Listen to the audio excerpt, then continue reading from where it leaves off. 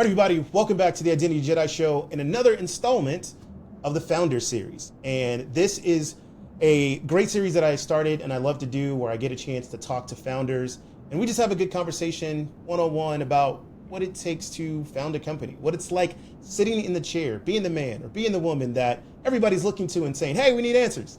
Just kidding. So I am so pumped to welcome the guest this week to talk about this. And I realized, Andrej, that I messed up because I should have asked you, how do I pronounce your last name? But I didn't. But so I'm not going to. What's my nickname though? Oh, Three Stacks. Like, yeah, I mean, that's what it is. You know what I'm saying? This is Andrej Three Stacks, CEO and founder at Lumos.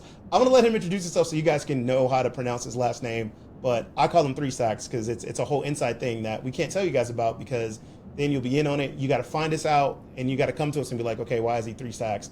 So if you ever see us out and about, you can come ask that question. We'll put you on an inside joke. You know, the funny thing is, and I'll introduce myself in a second. My second company was a social enterprise in Uganda, and they called me Dre. I said, like, I don't look like Dre, you know? And so I was like, okay, I'll take it, you know?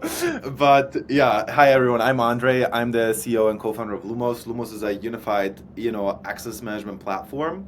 And yeah, super excited to be here. Yeah, man. Thanks for doing this, man. This is going to be awesome. So let's start with the story, right? I think everybody likes to kind of hear the story. So take us back when you decided to found Lumos.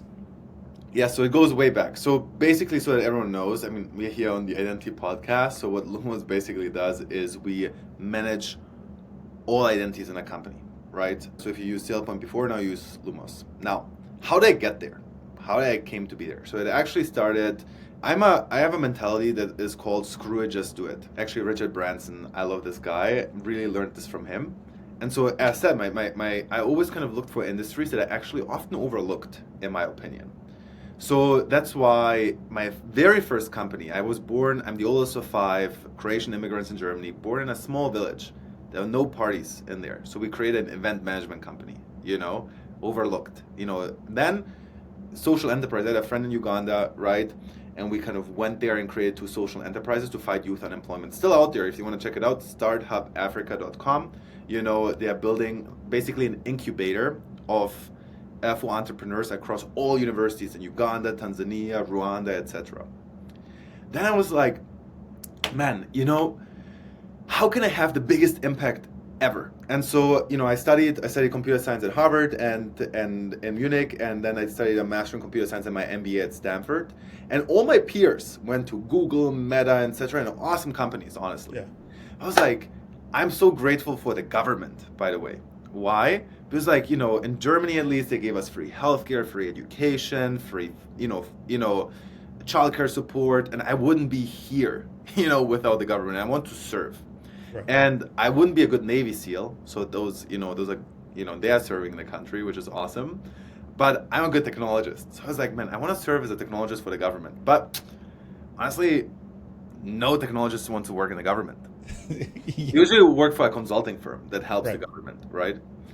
And so I started a government tech company. It was in Germany. And basically, long story short, we got acquired as the first company ever, or startup ever, by the German White House, so the German Federal Chancellery, and then Dr. Angela Merkel. She was the chancellor at that time, my biggest role model. And basically the premise was like, hey, we need a Navy SEAL team of technologists that gets parachuted into the nation's biggest problems. And so one of them, so I'm going to come to the end now to identity. No. One of them was, the first one actually, was an identity project. We won actually an award for this, where in Germany, the problem is you want to kind of log into services like driver's license, etc., but they need to personally identify you.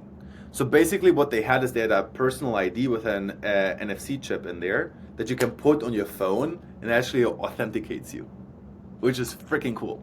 So we had kind of this big identity, more customer identity access management project, in Germany, and I fell in love with it. I loved it. It was so complex and multiple stakeholders and etc. So I came then to Silicon Valley again, and COVID hit.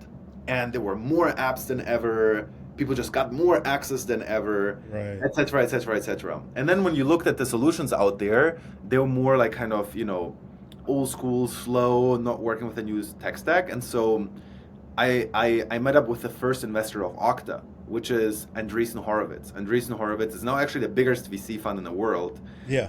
At that time, when they invested in Okta, they were 2 years old, right? And they said identity got revolutionized on the authentication side by Okta. Now, the 2010s were all about authentication. Now, I think we solved those problems, not fully, but like there's a very clear solution set. But on the authorization side, there's so many open questions. Do we do RBAC? Do we just do JIT? How do we map, Snowflake tables, AWS resources? I was like, damn, this is freaking cool. The incumbents, don't work there. So it's ready to be disrupted. So it went from event management to Uganda to the government to now Silicon Valley. That's man, listen, that's a great story. And what I love about it too, though, right, is, and you see this pattern in founders, right, and entrepreneurs, is that you're always looking for, areas where it's like, this could be better, right? Like, I think inherently entrepreneurs are problem solvers, right? There's a problem and you're like, I want to go solve it.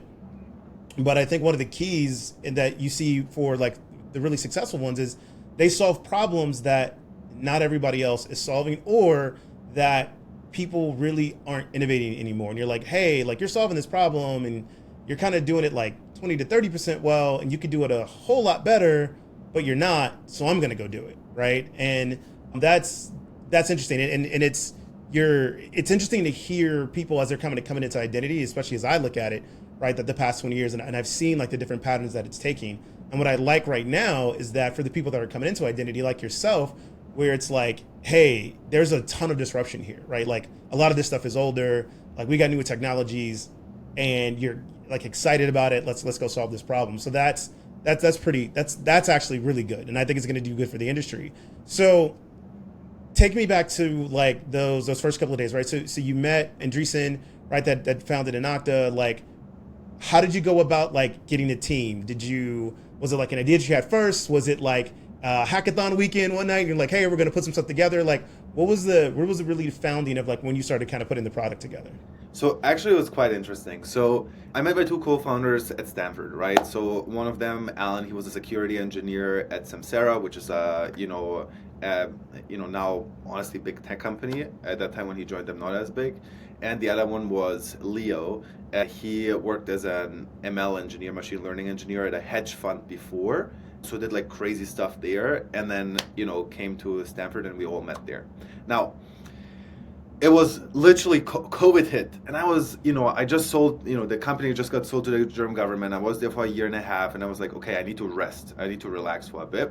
Right. But COVID hit, and we got bored, right? So I think it was May 2020, right? And then, for some reason, one of my mentors now, Ali, gave us funding and said like, hey guys, it's the summer break, you don't have much to do, just build something. A month later, with the three of us, and we had like 3-4 interns from Stanford that kind of joined us, we met Joel De La Garza, a person everyone should follow. He's the former CISO at Box and now, an investment partner at A16Z, like looking at everything security. And he talked with us, and I told him about like, there's so many apps and access, and it's a problem, and what about non-SSO access, etc. And he says, yeah, you probably don't have it right now, but it's a pretty cool space, and I trust you with your background, you'll figure it out. And so what he did, and I really love that, he just introduced us to 4 CISOs. Say like, hey, just talk with them. And actually it was the CISO at LinkedIn. Jeff, that was the first conversation I had, and also the then CISO of Cloudflare, and then many people. And then suddenly I heard all those things, and our minds started spinning. And we're like, all right, a unified identity platform on the authorization side is missing. That's how we go about it. So it was all about 3 friends from Stanford, a great investor that introduced us to customers, some previous experience, and then just the serendipity of COVID made this happen. Okay, nice. Networking, like, right, one of the things I tell people a lot about, right? A lot of times in this industry, it's kind of about like who you know, right? And kind of get you into those rooms. So what from a day-to-day perspective now, right? So we fast forward, that was COVID, that's now, what are the things that you focus on most, right? As the founder, like, are you still right? Are you still technically involved? Like, do you still like, kind of write code and do that? Or like, where do you find yourself in your day-to-day operations now? Yeah. So in the end, what a company is here for is actually for two things. And I think the second one is less obvious. The first one is the customer and making them just like excited, right? It doesn't matter how much revenue you have. I'd rather have less revenue and more excited customers than revenue and being a hated company. So that's one. Second thing is I call this story-led company building. Many people say customer-obsessed company building. Many people say engineering-led company building. I'm calling it story-led. So what story-led, and I'm going to come to the second point in a sec. So story-led basically means is you pick a persona. Let's go to a book, Frodo. Frodo falls down in despair, right? And comes out as a champion, right? And Frodo is actually a great parallel to identity. It's like kind of, identity people are they're like kind of sometimes hidden. They're like behind the surface, right? Like literally like Frodo, but you want to build a story for them. What's the hero's journey, right? So that's the first one. We are writing a hero's journey for, that type of persona. But the second hero's journey that we're building is for the person internally. I believe if we build a company around people and not people around the company, we'll be successful. And Netflix is actually like this saying, is like you just hire A+ people and give them big challenges and good things will happen, right? So the thing that I need to think about on a daily basis is like, how can the people that we work with, we call them alchemists at Lumos, fully go through their own transformation, right? And how can we set this up? So those are the two things. Like, I'm thinking daily about customer story, daily about the employees internally, and then hopefully good things come out of it. Okay, nice. What are some of the things you do, right, in this path, right? It's sometimes it's awesome, it's exciting, you're meeting new people, you're meeting new customers, you're getting new customers, all things are going well.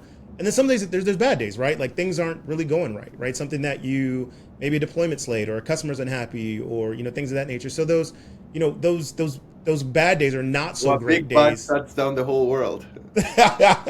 Yes, right. There are those bad days. There are those bad days, right? What do you do when you're having those bad days to kind of keep you going? Because I'll say this right before you answer. One of the things that and just in the couple of interactions we've already had and that I absolutely love about you, dude, is like your spirit, your energy is awesome, right? Mm-hmm. Like you always have like this, like, dude, it's just gonna be a good day. We're gonna do this, and you're excited, and I just love that, like person to person. Like I try and be around more people like that because that's normally how I am. But also like having been through a couple of startups and been around it, like that's so needed, right? You sometimes you have to be that injection of energy into your company. So like on those days where it's, maybe it's not going so great and it's hard for you to get that, like, what do you do? Or maybe you're just an Energizer Buzzy, dude. And every time you wake up, you're like, hey, it's going to be an awesome day. And no matter what happens, if you are like, I need to learn to be a lot more like you. No. It's hard, it's hard. Not just like, forget about being a founder. It's just like hard as a professional in a company when suddenly as a customer success person the customer shouts at you. As an AE, someone tells you on your phone, go F yourself. Or as an engineer, where your product manager suddenly says, we need this tomorrow, let's go, right? So it doesn't matter, whether you're a founder or like pain is always relative. In fact, Viktor Frankl had A Man's Search for Meaning. Amazing book. I would everyone recommend it. So basically, Viktor Frankl was a psychologist that he was in the concentration camps, and basically he survived it and kind of figured out like the psychology behind surviving inside, and it was all about finding meaning. And so even though those people in concentration camps had the biggest pain, right? And once they got out, they were like, yeah, we're gonna be the happiest people in the world. We've gone through the craziest pain you can go through as a human being, right? And suddenly they fell into depression after. So like, I should be happy every day, and I'm not, because this is now bugging me. But honestly, it doesn't matter because I went through so much more crazy stuff before. So pain is so relative, right? So saying like, hey, how do you cope as a founder? I would more say, how do you cope as a human being, right? That's kind of the bigger question. And I think everyone has their own kind of thing. So The general mindset that I have is two things. Number one is relationships, always the thing, like I just need to laugh, I need to be there, having those, on the weekend, just like having a person that you drink a beer with, having your family, your partner, right? So that kind of gives you the energy, that's what you live for. But then on a more daily basis, like, it's a little bit Mamba mentality, job's not done, right? If a customer is unhappy, it's like, great, it's just like 0-1 right now, in the playoffs, job's not done, let's get to 4-1. So both the mentality of like kind of jobs not done, embracing it, but sometimes, it just like sucks, and having like, relationships, that matter. Even like honestly going to conferences with other, peers. You go to freaking, we talked about it, you go to Identiverse to see your old friends and say like, man, this sucked, right? And like, oh yeah, and you come back full of energy, right? So those are the two things I think that are important. Yeah, that's awesome. And you know what? I'm gonna tell this quick story, and I won't name the names of who they were because they probably won't like it. But like, and it's not one of those Vegas stories, I promise. But so I'm hanging out with a couple other founders, right? Young identity security companies, and what I loved about it, right, is I'm at this point, like now in my life, where I've been in this industry long enough, right, where there's a reason why the gray hairs are there, but like I've seen this shift, which I absolutely loved, because I hated this about business when I first got in. It's like, everybody, there's competition, right, on like in business, and then there's like competition in life. And I think for a while those two things were blurred, and it was like, oh, you're a competitor, so from a business perspective I got to go against you, but in life I got to hate you too. It's like, no, it doesn't have to be that way. And so last week I'm hanging out, right, and it's me and it's three other founders, and they're all competitors, they're all fighting for the same customers, but for right now we're just four people hanging out in Vegas, like talking about life, having a good time, laughing, joking, right? Even joking with each other and stuff like that. And I'm like, dude, this is like, I love that right there. Realizing that like today we're all friends, it doesn't matter. Tomorrow I may have to go compete against you and try and, win a customer against you, but that doesn't mean that we don't get to kind of enjoy each other. And it was funny, like a lot of them were just like, you know what? We want to do more of this. It's like, hey, like you're really good. It's like, of course, just because you're a competitor doesn't mean you're not a good person. And so I love like the new environment that's coming with a lot of these companies, where it's like, hey, like, yeah, we can all compete, but we can still just be good humans toward each other and literally make the best person win. And to me, like that's the true test of competition. And I used to always think like, I played a lot of sports when I was younger, and so that is kind of baked into me. Like I love the competition of compete. Like you brought up Mamba mentality, dude. I am just the biggest freaking Kobe fan you could ever think of, dude. Like everything about his mindset is how like I would attack everything. And then it's like, but once it's over, it's over. It's like, but when we're between the lines, like, yeah, now we're competitors. But after that, it's like, it's done, it's over. We're moving on to the next thing, right? I think what's very important in life is sometimes seen as a finite game, but it's an infinite game. Actually, even though we live 80 years, 85 years, it's literally infinite. Like think about it. In your career, you've been probably in 10 different companies or even more, right? A lot of opportunities. Like you're waking up every freaking day and the day changes, right? So it's similar to basketball. You have 82 games. If you screw up one, who cares, right? You still have 81. Now, if you screw up 50 of them, that's a problem, and you should be mad at yourself, right? Right. But yeah, so I agree with you on that. Yeah. No, this is, dude, we definitely have to, we're hanging out in Gardner. We're going to make that happen. Dude, there's a whole lot that we got to talk about. So I want to talk about like how you see like your company now, and how strategically do you think ahead of like, okay, this is where we are today. We're solving problems for customers. We're doing that. I love your idea of telling stories. That is like 1,000%. It's actually one of the things when I talk to, different founders or different, companies that I tell people about, salespeople, sales engineers, like you got to get really, really good at telling stories, especially I think in this market identity. I want to actually tell you our secret recipe right out here. Our secret recipe is talent trumps. So here's an important thing. Talent trumps everything. Everything. Talent trumps everything. So, you can just look into a company and look at their talent, right? And you'll be able to see, it's not just about talent, but, it's also about, number one, talent and how much they can work together and row the same. Right. Like if you have the 8 best rowers in the world and they don't row at the same Time, track, right. it won't work. Now, the best engineers usually want to go to back in the days, to freaking Google, Facebook, right? All those kind of top companies, All my, Stanford friends all went there. Now, if you look into security, there are few companies that are able to hire A+ talent, but more often than not, that's not the case. So if you don't have a great stellar product, right? Of course, go-to-market distribution, networking, etc. This matters equally as much, right? But it starts with a great product, right?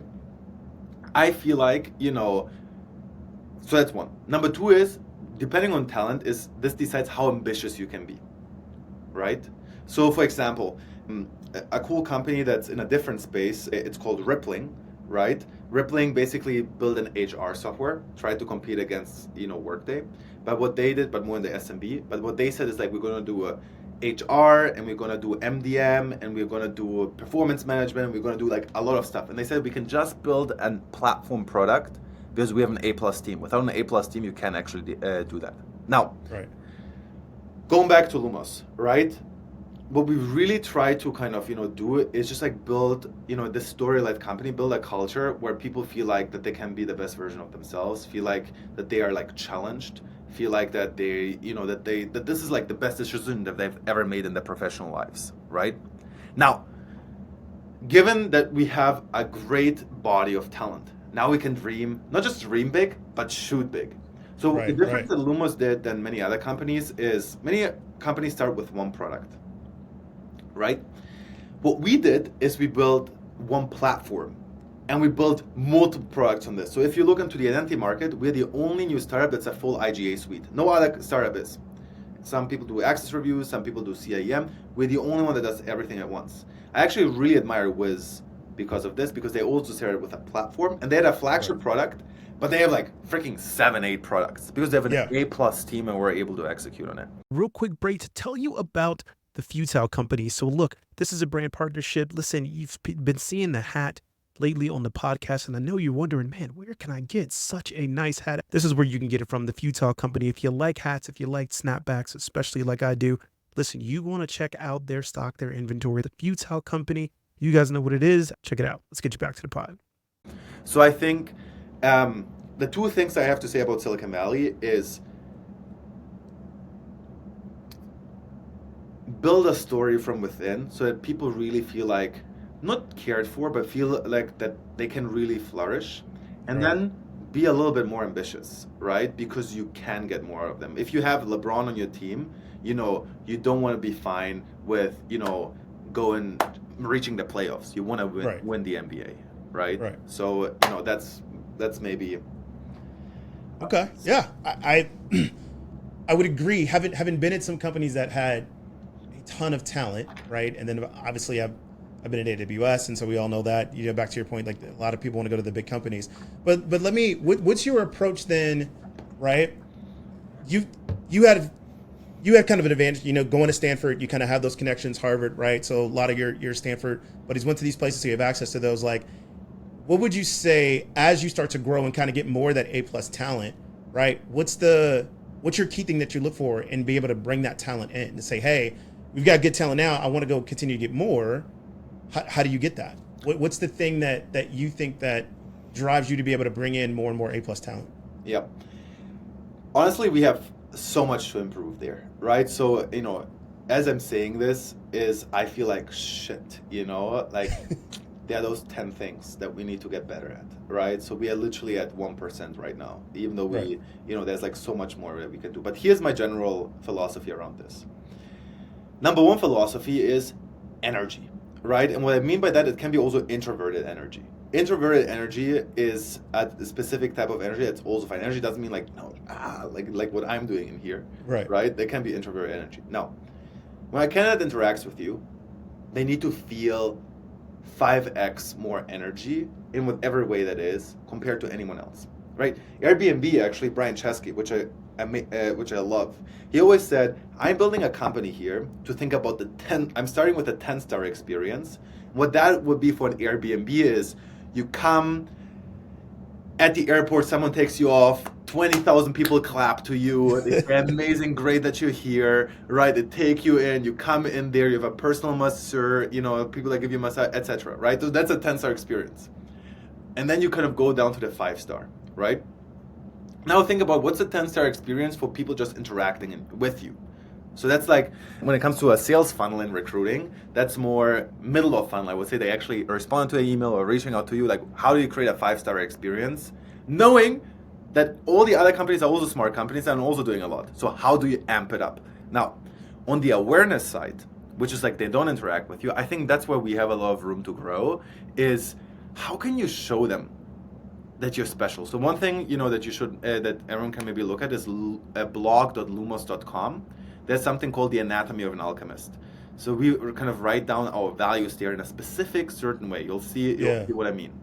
So people need to feel like this is magic. For example, if you think about a company like Stripe, you just look at their values and about the company, you just feel like this is a magical company, right? Why does even Google, right? Now it changed, but like 5 years ago, right. Why did Google feel more magical than Oracle? Tell me, there is a reason, right? And so, so that's what I'm trying to say. Awareness, how do you create a sense of myth? It's myth creation around your company. And then when they come with it, the myth is gone. Then how do you make everyone bring the energy at every touch point? That's how I think, that's how I think about talent acquisition. Yeah, dude, listen, man, it is so refreshing, like, to hear like how passionate you are about, like really like the culture and what it means for somebody to work there, right? And to your point about, like the talent, if you focus on creating a great environment with great people that want to solve problems, like everything else just kind of figures itself out, right? Like, and you know why? Here's why. A lot of security companies, think about it. A lot of security companies are here. They actually get acquired for $300 million, $500 million. Honestly, for a founder, awesome. They will be stacked for life. I couldn't care less about money. You might laugh at this, but I couldn't. What I care about is building something that stands the test of time, right? Something that people look back to and say like, man, this impacted my career as an identity IT person. I actually got promoted 3 times. Or maybe, a professional looks at us and say like, man, how they do marketing, I'm inspired by it, right? Or, something that stands, the customer saying like, you've been with us for 10 years. And it's amazing. You've done so much goodness to us, right? I want to build something that stands the test of time. If you go with that approach, and so there's no option. Like, I'm not even thinking about anything else. If you go with, with that mentality you just like, create a company in a different way. And you see it, hopefully, we're not perfect, but form and show up in different directions. For example, us building a platform product makes us less acquisition ready than a feature product, because a feature a company can buy and add a new in, right? We didn't go that way because we have a different end goal in mind. Right. So what does I want to stay there for a second, right? Let's look in our crystal ball for a little bit, right? So let's fast forward. It's 15 years from now, man. I'll paint the picture this way. It's 15 years, right? And you are at your office.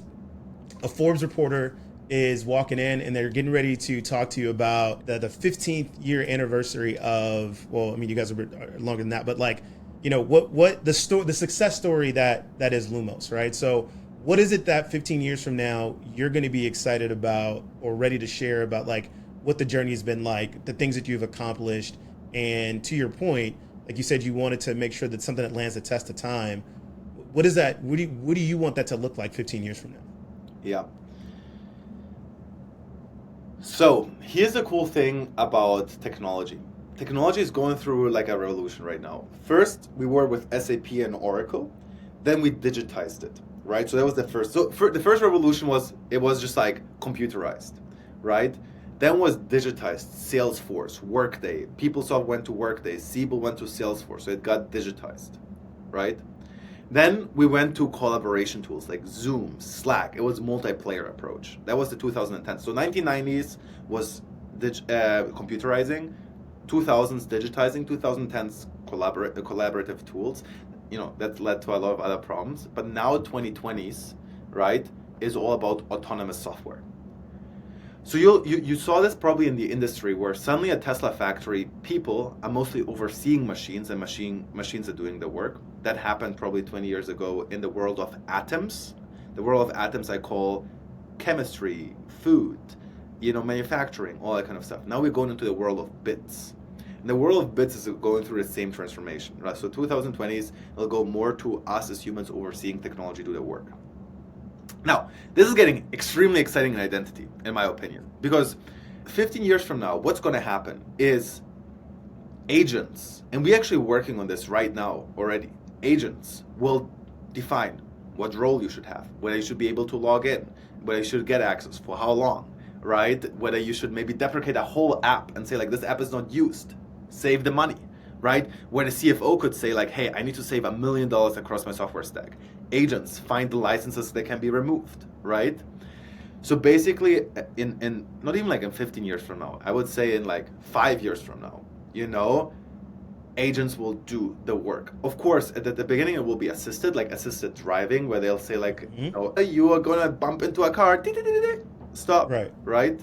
And at some point, it's going to be like Waymo. If you go into San Francisco, if anyone was in San Francisco, Waymo is the Google autonomous taxi. Just download Waymo, WAYMO. You can drive driverless in the state in San Francisco. So that's just hop in the car. Yep, does everything for you. So that's that. So that's number one, what I'm really excited about. So people kind of complain in identity always about like, there's so many roles and there's so much stuff. So now people will architect. They will be the architects and think clever, and machines will execute the architecture. The second thing that I'm excited about is there will be way more what a user is. There's a contractor, there's a partner, there's a machine, there's a AI agent, right? There's a human.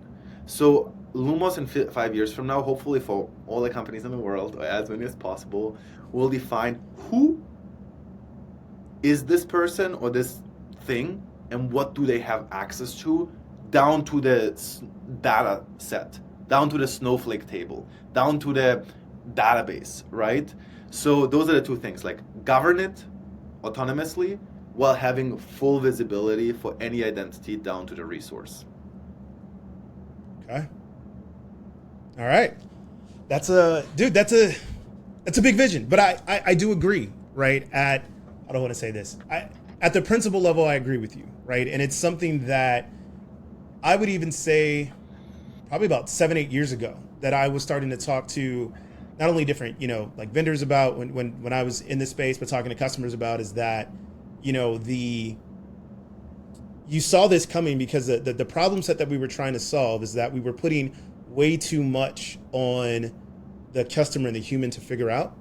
And the problem was growing faster than that they could basically compute. And I'm like, that is, for computer sciences, right? That automatically triggers, was like, wait a minute. So this is really just a compute problem. You need to be able to do a number of transactions or a number of computations faster than a human can do. That's literally why we make computers. So why are we trying to solve problems that computers are meant to do? Exactly. A human being, like, think about it. You're like a 50,000 person company, or even like 5,000. Each person has 50 apps. In each app, you can have 10 types of, permissions. Those are like 5 million permutations, in that company, right? And how can a human kind of decide who should have access to what? On a coarse grain level, yes. On a fine grain level, no, right? And so it is a compute problem. And here's the thing. Many people say, many companies say like, oh, we use AI and whatever, Our AI technology, I always kind of laugh at that a little bit because our AI technology is still developing. For example, OpenAI is still figuring out how to bring out self-learning agents. So we still don't have that. Right now, people mostly do some heuristics, right? But self-learning agents is you give them input and say like, hey, pairing this team and with this team, this should never work, right? Learn from it. And it's like, okay, they never make the mistake again. Right. That's true AI. True AI is a self-learning, system that can, ingest a lot of data, right? And I think we are still, technology-wise, we still haven't gotten to that. That's why, a lot of those AI promises that were made to, identity people, they were always, I just talked yesterday with a person saying, yeah, I tried it out, like role mining and whatever, and I guess it's good. Because like, honestly, the technology is not there yet. And Yeah. people have approached it with the wrong, with the wrong mindset. Interesting. Okay. So let's do this. We're in Gartner, you and me, 3 stacks. We're hanging out.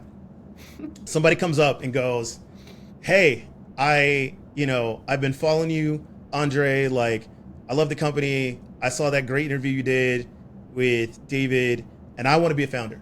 Like, I want to do the same thing. I want to go solve problems. What should I do? Like, what's the advice that you would give them? I would first ask, so I would just ask questions. I don't give advice. I just ask. In the end, no therapist, the best people are people, you need to come to the conclusion yourself, right? So I would ask, why do you want to be a founder? If you say like, I want to be my own boss, right? Okay, that's a different type of business you should build, right? Whereas I'm really passionate about this problem. Okay, so why do you think, it's just, why not do X? Why? So I would just ask a ton of questions, because I would say it doesn't always need to be. They're entrepreneurs. They're entrepreneurs. Like I talk with a ton of people that started a whole department in a great company, right? So it depends what outcome you want to drive.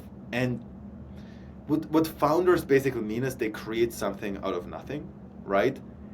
And you can do this as a salesperson. I want to be a founder. It's like, actually, maybe you want to more unlock new value for a business. So maybe you do it yourself, or maybe you team up with a business and do it for them with the existing technology. So that's what I would say is like, there's not always a path to just say like, because to say, hey, let me build technology and let me kind of with a new set of people and bring it out. What I'm going to stay at that is I would encourage you to ask why 5 times. And then there's something called design thinking. And design thinking basically is a process to solve problems. And basically how you solve problems in design thinking is you first diverge. So basically, diverge and thinking like, why? Why do you want to do this? Then you converge and find your why, your purpose. Then you diverge on the solution set. It's like, how could I get there? Sure, starting my own company, doing X, doing Y, doing Z, right? And then you stack rank and prioritize your solution sets. And maybe the first one is starting your own thing. So you start it and do it maybe, right? But maybe it's something else, you try that out. So that's kind of my thing. Like even in my company, like, we are now 110. I'm responsible for 0.9% of the success of the company, right? 0.9, because like it's literally, all the other people, we had 1 PM that joined, built a whole new product out. I could have never done that, right? We had this, one, SDR that joined us and figured out how we can do cold calling. Sorry, CISOs, you might not like that, but it kind of works, right? If it's genuine. We had this one events person that joined and tried to figure out our community, right? So those are all founders in itself, right? Yeah. So yeah, that's what I wanna leave you with. All right. I mean, listen, that's awesome advice, man. So we're gonna make that happen. So listen, if you're out and you see me and 3 Stacks at an event, then you can be that person to come up and ask him like, hey, I want to found something, and he'll give you a whole bunch of questions, and then you'll rethink your entire life and be like, I don't even know why I went and talked to those guys. But no, it's just funny told you all that you should stay away from me. That's what's up, All right. But no, you know what? I will say this. It's so interesting that you bring up the 5, like ask yourself why like 5 times. I found that, man, probably like 10 years ago, and I tell people it's like I use that in everything, in every part of my life, and something I'm going to do. Like, and I call it the question game. I did a masterclass about it, and I teach people about it. Like, you really need to use that to spend some time to figure out like what it is you're looking for and where you're going. Because sometimes I think we're so quick, we'll answer the superficial question and we think that's it. And 90% of the time it's not. By the time you get to question 3 and 4, like you're really, really thinking and get into like, all right, wow, like what, this is what I'm really after. And when you do that, it allows you to unlock so much clarity on what it is you can go after. And now you can get laser focused on, I want to go do this thing, right? And then like, I think it allows you to get past some of the, kind of what I will say, the wandering that you can tend to do when you're trying to figure something out. Right now you're over here, now you're over here. It's because you never really got down to like what exactly it is that I'm after and I'm trying to do. So I appreciate that you do that as well. It's pretty awesome. So cool. Dude, I can't wait to hang out, man. Yeah, thanks for inviting. Yeah, no, this has been great. Thanks for coming on and doing this. So listen, everybody, that's it. This has been another episode of Founder Series. I think this has been like one of my favorite ones. He says this to everyone, by the way. I do. Okay, I'm gonna listen to the last couple of episodes and see how often you said that. I probably do. I live in the moment, right? I'm an energy in the moment guy. This was fun. This was a great conversation. I'm probably sure I didn't say well on most of it. So this one. So I'll be specific. This was one of my favorite ones because I learned so much about somebody that I didn't really know that well, right? The other people I've already known, so I know them really well. Like we talk stuff like that or whatever. But I will be specific in like the outlook that you have and the way that you approach things is unexpected from somebody I think like your age and the way you look at it, which is awesome, right? So that is probably why that's what I enjoyed most about this. And dude, I love your energy. So you can have favorites. Favorites change every day. Whatever, man. It's all right. No, thank you. Thanks for that. This is super cool. And I love you calling me out on it too. That's awesome. my listeners do it all the time. They go, you always say that. I'm like, well, you keep listening, so keep going. All right, everybody. Look, we're going to wrap it up. You guys know what it is. TheIdentityJedi.com. You can subscribe to the newsletter. The podcast is on YouTube, Spotify, everywhere you can get podcasts that you can subscribe from. Like, rate, subscribe, all that good stuff. It goes a long way. Thanks, everybody, for all the love and support. And you guys know what it is. Be good to each other. Be kind to each other. Love each other. We'll see you guys next time.